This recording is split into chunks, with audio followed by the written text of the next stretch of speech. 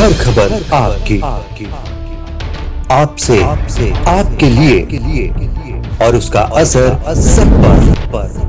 दिन भर की तमाम ताजा घटनाओं की बड़ी खबर सिर्फ न्यूज लिंक पर। निर्भीक, निष्पक्ष, निरंतर। नमस्कार, न्यूज लिंक में आपका स्वागत है और मैं हूं आपके साथ सोनी मिश्रा। गुरुवार को उत्तर प्रदेश में 58 सीटों के लिए पहले चरण का मतदान शाम 6 बजे तक समाप्त। यूपी चुनाव के पहले चरण में 5 बजे तक 57.79% हुआ मतदान। वहीं मथुरा में 58.12% और आगरा में 56.52% मतदान, तो नोएडा में 5 बजे तक 53.48% हुआ मतदान।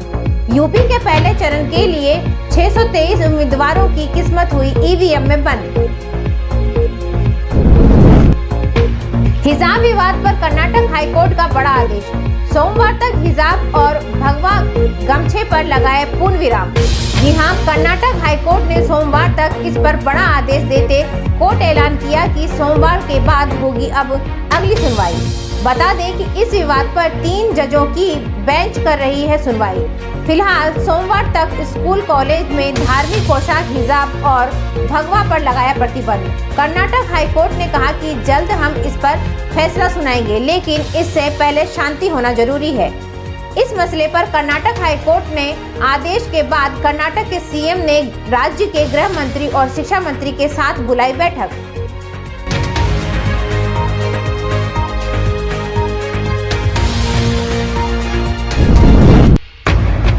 देश दुनिया में जाने माने पहलवान द ग्रेट खली उर्फ दिलीप सिंह राणा गुरुवार को भारतीय जनता पार्टी में शामिल हो गए। भाजपा महासचिव अरुण सिंह और केंद्रीय मंत्री जितेंद्र सिंह की मौजूदगी में द ग्रेट खली ने भाजपा की सदस्यता ली और भाजपा में शामिल होने के बाद पहलवान द ग्रेट खली ने मीडिया से कहा, भाजपा की नीति भारत को आगे बढ़ाने की है। इससे प्रभावित होकर उन्होंने भाजपा ज्वाइन की है।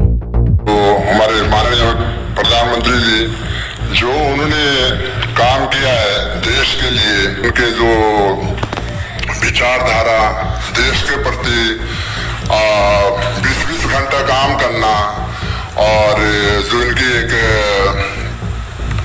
भारतीय जनता पार्टी की जो एक नीति है कि बहुत ही एक राष्ट्र नीति है कि भी राष्ट्र को कैसे, भारत को कैसे आगे बढ़ाना, तो उसके प्रभावित होकर मैंने ज्वाइन करी है और बहुत अच्छा लग रहा है। और जहाँ भी मेरी भारतीय जनता पार्टी ड्यूटी लगाएंगे और कोशिश करूंगा वहां पर मैं खरा उतरूंगा।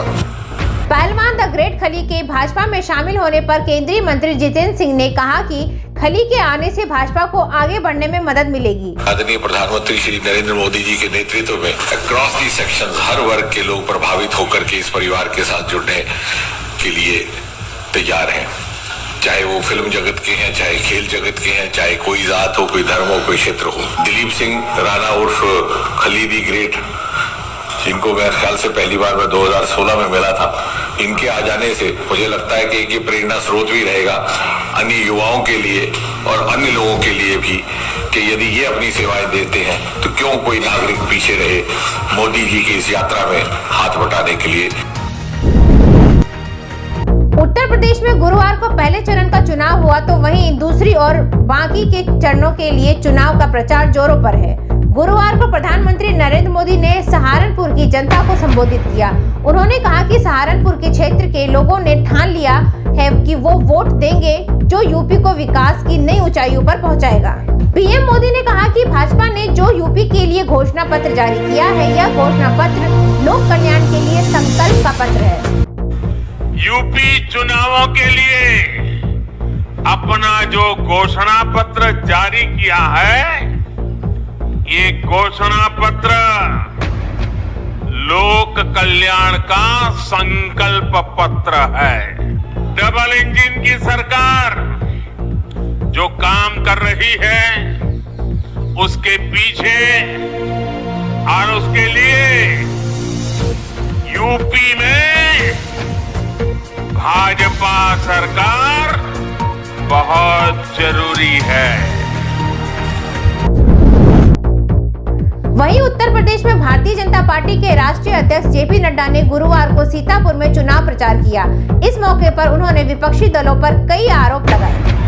ये जाति के आधार पर चलने वाली पार्टियां, ये क्षेत्रवाद के आधार पर चलने वाली पार्टियां, बाकी सभी पार्टियां इस आधार पर चल रही हैं। ये भारतीय जनता पार्टी है जिसका मंत्र है सबका साथ, सबका विकास, सबका विश्वास और सबका प्रयास। और उत्तराखंड में 14 फरवरी को चुनाव होंगे और यहाँ भी चुनाव प्रचार जोरों पर है। उत्तराखंड के श्रीनगर में पीएम मोदी ने कहा कि कांग्रेस पार्टी अपने प्रचार में जनरल बिपिन रावत की कट आउट फोटो लगाकर वोट मांग रही है, जबकि कांग्रेस का रवैया बिपिन रावत के लिए क्या हो रहा है यह सबको मालूम है। कांग्रेस पार्टी अपने प्रचार में जनरल बिपिन रावत जी के कटआउट लगाकर, उनकी फोटो लगाकर वोट मांग रही है। कुर्सी के लिए कोई इस सीमा तक जा सकता है, मुझे विश्वास ही नहीं हो रहा। उत्तराखंड के लोग कभी भूल नहीं सकते सेना को लेकर इन लोगों का रवैया क्या रहा है।